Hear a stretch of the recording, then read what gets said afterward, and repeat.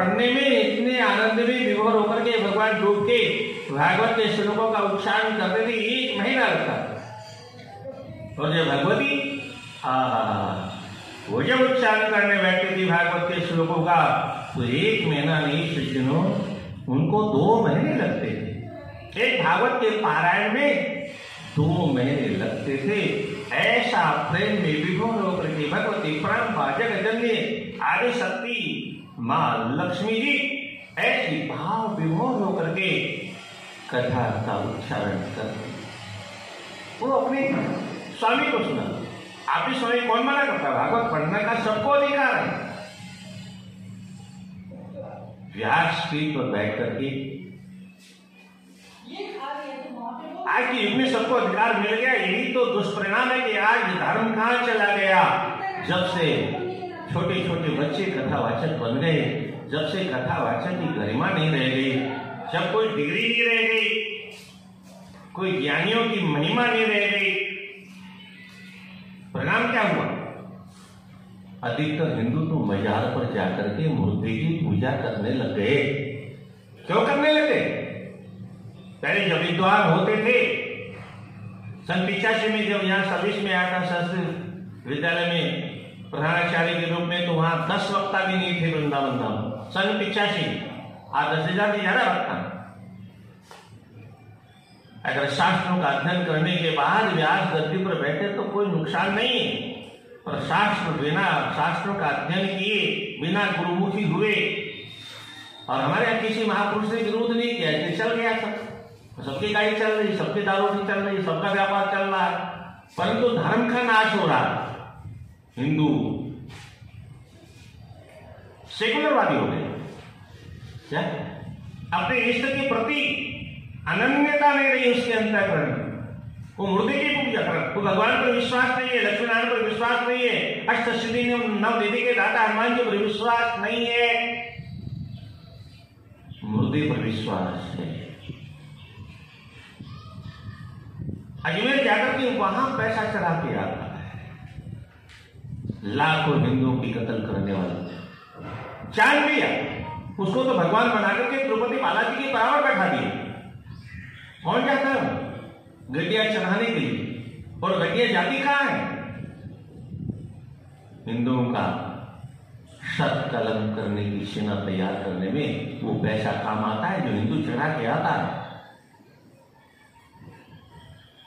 हमने तो कसम खा ली अपने मिटने के लिए से हम दो हमारा एक अपने आप मिट जाए, हमें तो कोई चिंता नहीं। ये महलों में कौन रहेगा इसकी भी चिंता नहीं, हमारे धर्म का क्या हुआ इसकी कोई चिंता है नहीं। पैदा होगा कॉन्वेंट स्कूल में भेजेंगे, अंग्रेज बनेगा, कलेक्टर बनेगा, बैरिस्टर बनेगा, बहुत अच्छी बात है, डॉक्टर बनाओ, कलेक्टर बनाओ, बैरिस्टर बनाओ, पर अगर आप धार्मिक ग्रंथों को नहीं पढ़ाओगे, घर में अच्छी शिक्षा नहीं दोगे, अच्छे संस्कार नहीं दोगे, तो कुछ डॉक्टर ऐसे भी होते हैं जो डॉक्टर बनने के बाद में भी तो किडनी का व्यापार करने लगते हैं।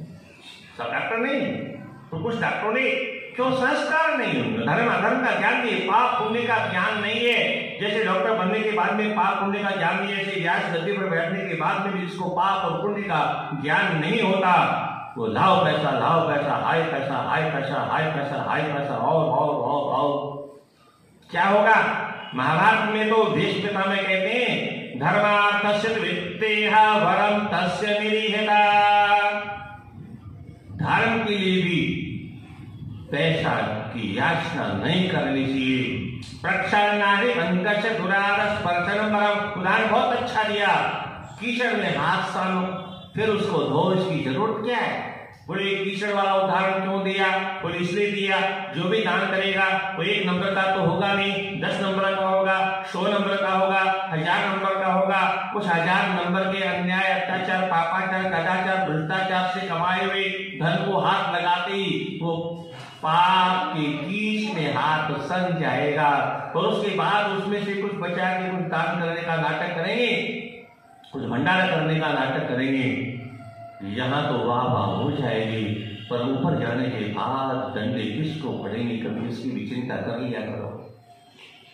इस व्यासपीठ पर बैठ करके जो मर्जी सो कथा के नाम पर भक्तिया, अरे कथा की क्या महिमा है, ये तो द्वितीय स्कंद में 7वें अध्याय में परीक्षित जैसा वक्ता कहता है, सन्नवता श्रद्धयाम्यत्यं गणन्तः स्वचेष्टितं कालेनापि दीर्घेण भगवान् विशते हृदि। ये वक्ता कहता है, श्रोता कहता है कथा की क्या महिमा है।